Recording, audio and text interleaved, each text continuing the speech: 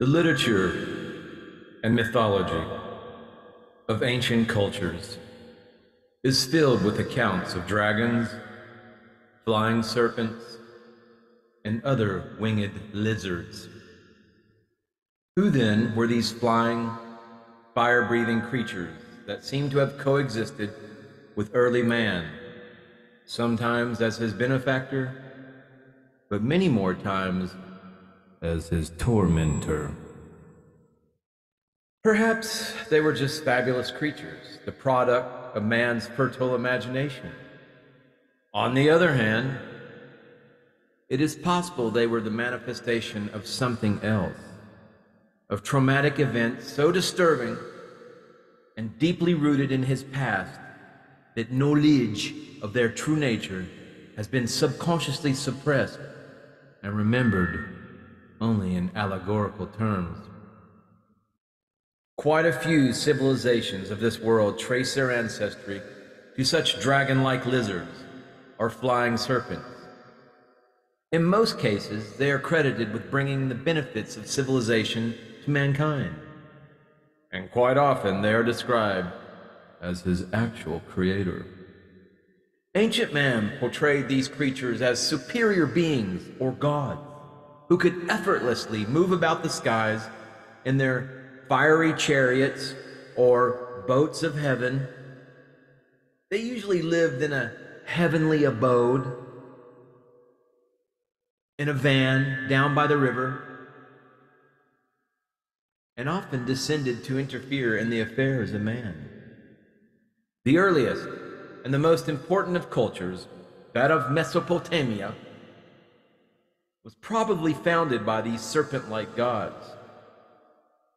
The colonization of this planet by these creatures is described in one of the most dramatic and significant of ancient documents.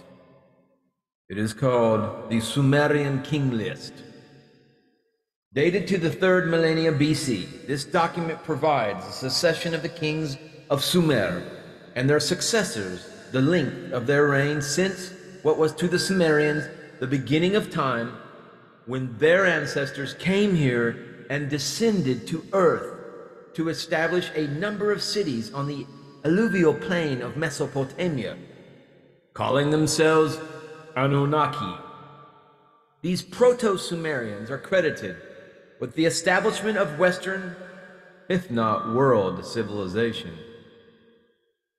Surprisingly enough, there is considerable data on these early civilizations. The Sumerian, later to be replaced by the Akkadian and the Babylonian cultures. From the numerous cuneiform tablets, monuments, and artifacts that have been unearthed in recent times, it is possible to reconstruct the events which transpired in the early days of mankind. My dear and esteemed viewer, I invite you to hit that subscribe button and come along for this journey of discovery, where we will find out what transpired in those early days of mankind. There is also a mass of evidence which was originally derived from the same source, but was given a religious interpretation by being transmitted through priestly channels. It was from this vast reservoir of ancient sources that the stories of the Old Testament were derived. From a combination of these ancient secular and religious sources, it is thus possible to piece together the story of our ancestry, which lies in the coming of the alien serpent gods, or astronauts who colonized Earth many eons ago. It will be found in this evidence that our ancestors started a colony on Earth in order to obtain metals for their home planet.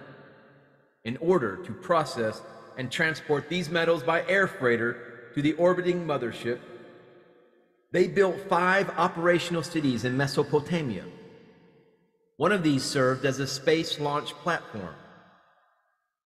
The Sumerian people referred to these gods as Anunnaki, literally the sons of An, their chief god and leader. The Anunnaki were an alien race. In reality, they were a race of sapient reptiles. They required a cheap labor force and for this reason, they created a primitive man. By combining the characteristics of the native ape man, or Neanderthal type man, with their own saurian nature, they produced the Adam of the Old Testament. This Adam was half human and half reptile. However, and being a clone, could not reproduce himself. As conditions began to change on Earth and the climate dried out, it became necessary for them to modify the Adam to better adapt to the variable climate. The Homo saurus was modified and given more mammalian traits. This was the biblical fall of man, where Adam achieved knowing, or the ability to reproduce sexually. As a result of this genetic modification, man lost most of his saurian appearance and nature, his shiny, luminous skin and scaly hide. He acquired mammalian characteristics, a soft, flexible skin, body hair, the need to sweat, and the ability to produce live young. He no longer ran around naked. He now had to wear clothing for comfort and protection.